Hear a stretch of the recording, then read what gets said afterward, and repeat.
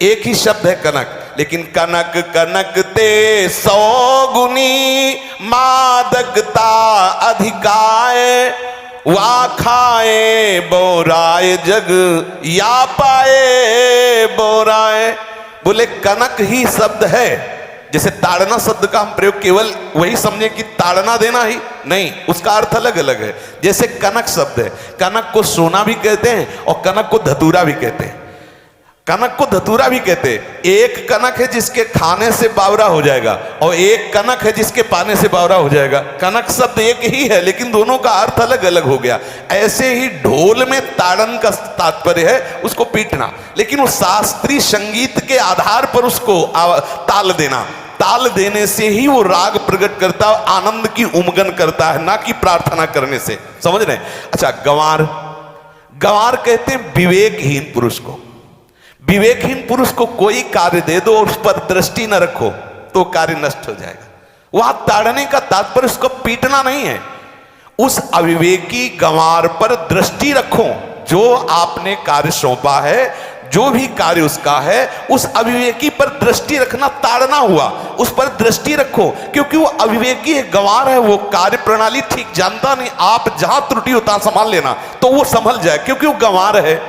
और शूद्र, शूद्र का तात्पर्य होता है शूद्र, वैसे जो वर्ण व्यवस्था में शूद्र का प्रादुर्भाव सबसे श्रेष्ठ जगह से प्रादुर्भाव है। वर्णन आता है, ब्राह्मणोष मुखमाशीत बाहु राजन्य कृतः उरुददस जद्वैश्या पदभ्याग्रम शूद्रो जायत। भगवान के श्री चरणों की ही वंदना होती है प्राय। आपने देखा सबके श्री चरणों की, और शूद्रों का प्रादुर्भाव श्री चरणों से हुआ है। कोई ऐसा न समझे कि शूद्र का मतलब निकृष्ट होता है। यहां शूद्र का तात्पर्य, जब से किसी से कहते हैं कि शूद्रवत आचरण करता है, मतलब शास्त्र विरुद्ध, सदाचार के विरुद्ध आचरण करना शूद्रवत आचरण की तरफ संबोधन किया जाता है। यहां कहा गया कि शास्त्र की सम्मति, शास्त्र के शासन के अनुसार आचरण हो, सदाचार परायण हो। शास्त्र जिसके लिए जो विधान करता है, शास्त्र शासन स्वीकार करना, यहां शूद्र के ताड़न की बात कही गई। यहां शूद्र ताड़न का तात्पर्य डंडे से प्रहार करना नहीं, समझना। और जो चौथा कहा गया नारी, अगर स्त्री को हम ये कहें कि ताड़न से ही वो केवल काबू में रहती है, तो राष्ट्र में अपने प्रसिद्ध लक्ष्मीबाई जैसी कोई सामर्थ्यशाली वीरांगना, कोई वीरों सामने बड़े बड़े वीरों के दांत खट्टे कर दे, ऐसी बहादुर सिंघनी हुई, अंग्रेजों के दांत खट्टे कर दिए। अगर कोई समझे कि नारी केवल ताड़ने के लिए है तो उसकी मूर्खता है। पुरुष और नारी का समान प्रादुर्भाव हुआ है। भगवान ब्रह्मा के श्री अंग से दाहिनी तरफ से महाराज मनु और बाईं तरफ से उनकी पत्नी उनका प्रादुर्भाव हुआ शतरूपा। शतरूपा, अब आप बोलो, एक ही शक्ति के दो भाग हो गए, एक पुरुष रूप धारण कर लिया, एक नारी रूप धारण कर लिया। अब यहां विचार जो है कि उस नारी के ऊपर ताड़न शब्द का क्या प्रयोग है। जैसे आप मार्ग में चले जा रहे हैं और आपने दृष्टि चूक कर दी और नारी आपकी स्त्री पीछे चल रही, तो कोई हमला कर सकता है, क्योंकि वो रत्न है। 14 रत्नों में एक रत्न स्त्री रत्न भी है। स्त्री को रत्न कहा गया है। भगवान श्री राम जब वनवास में जा रहे हैं तो सिया जी को आगे नाव में जब चढ़ाना होता तो पहले सिया जी को चढ़ा, सीए चढ़ाई चढ़े रघुराई, पहले आगे। दृष्टि रखो, दृष्टि चूक गई तो रत्न है। यहां दृष्टि रखना, शासन मतलब उसको पिटाई करना नहीं कि जैसे ढोल को पीटा जाता है ऐसे स्त्री को पीटा जाए, शूद्र को पीटा जाए तो गंवार को, ये व्याख्या नहीं है, ये मूर्खता है, इसे व्याख्या नहीं कहते। जैसे कनक शब्द के कई अर्थ होते हैं, ऐसे ही ताड़न शब्द का यहाँ अलग अलग प्रयोग है। स्त्री के ऊपर दृष्टि रखो। किस भाव की दृष्टि रखे?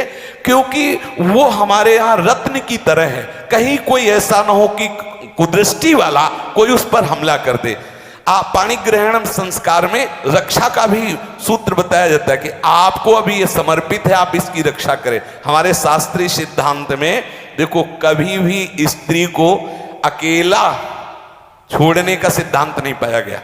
अगर शास्त्रीय सिद्धांत, बच्ची है तो माता पिता के शासन, थोड़ी बड़ी हुई तो भाई आदि के बीच में, और बड़ी हुई तो पति के, और बड़ी हुई तो पुत्रों के, मतलब एक सानिध्य का, एक दृष्टि रखी गई है कि यदि आप अपनी दृष्टि में रखेंगे तो उसका अमंगल नहीं होगा, उसका हित नहीं होगा।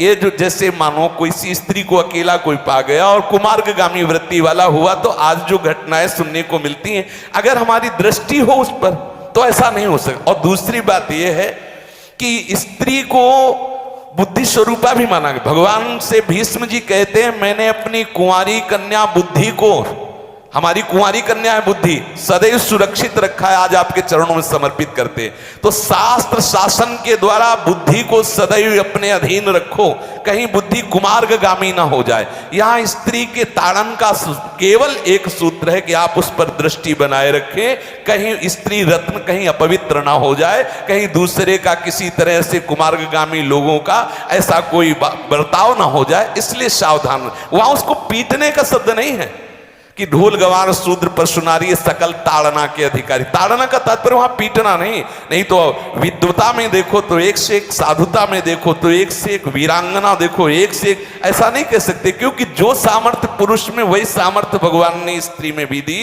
क्योंकि भगवान के ही दो रूप हैं, एक स्त्री और एक पुरुष, समझ रहे ना। तो इसमें एक ताड़न शब्द का कई अर्थ होता है। भगवान की साक्षात शक्ति स्त्री है, अगर कोई